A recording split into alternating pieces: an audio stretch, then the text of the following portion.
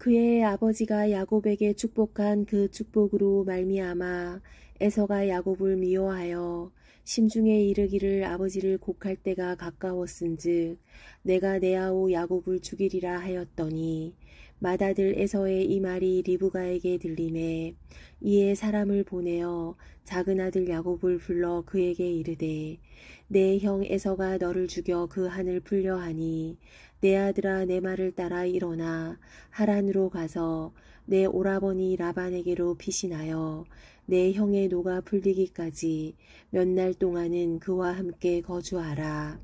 내 형의 분노가 풀려 내가 자기에게 행한 것을 잊어버리거든 내가 곧 사람을 보내어 너를 거기서 불러오리라. 어찌 하루에 너희 둘을 이르랴.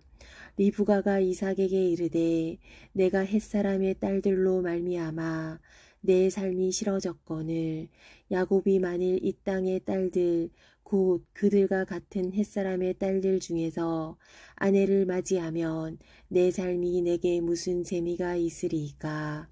창세기 27장 41절에서 46절 말씀입니다.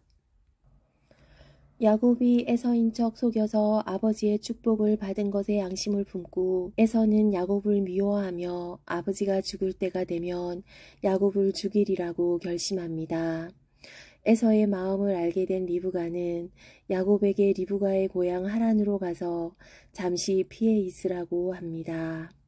800km나 되는 리브가의 고향 하란에 피해 있으면 에서의 하가 풀릴 때 야곱을 부르겠다고 하지만 하나님의 방법을 사용하지 않고 남편 이삭을 속여서 장자권을 얻으려던 리브가는 야곱을 평생 보지 못하고 죽게 되는 저주받은 인생이 됩니다. 인간의 방법으로 하나님의 일을 하려는 것처럼 저주받은 인생이 없다는 것을 깨닫고 더욱 영적으로 예민하게 우리 자신을 성찰하게 하소서. 특히 하나님의 일을 할수록 더욱 예민하게 주님의 마음이 무엇인지 감지해야 한다는 것을 알게 하시고 말씀을 맡았다는 것은 두렵고 떨리는 일이라는 것을 알게 하소서.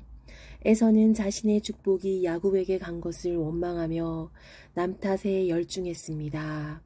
우리 인생에는 에서처럼 이해할 수 없는 악 앞에 서야 할 때가 있습니다. 악은 우리를 고통으로 몰아넣지만 그 악을 통해 사랑할 수 없는 사람을 사랑해야 하는 천국의 사랑을 훈련시키는 가정임을 알게 하소서. 에서는 속이는 야곱의 악 앞에서 자신이 얼마나 하늘의 축복을 무시하고 살았는지를 성찰해야 했습니다. 하나님의 말씀 대신 빵으로만 살려는 땅에 사는 자신을 바라보고 회개해야 했습니다. 그러나 에서는 원망과 남 탓에만 열중했고 영적인 것을 버린 자였기에 용서가 없었고 심지어는 악한 마음을 품고 살인까지 결심하는 자리로 가게 됩니다.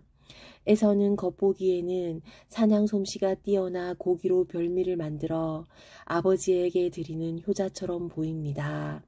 그러나 아버지 이삭이 죽는 날 동생을 죽이려고 하는 그 마음에는 아버지에 대한 사랑도 동생에 대한 사랑도 없는 자였습니다.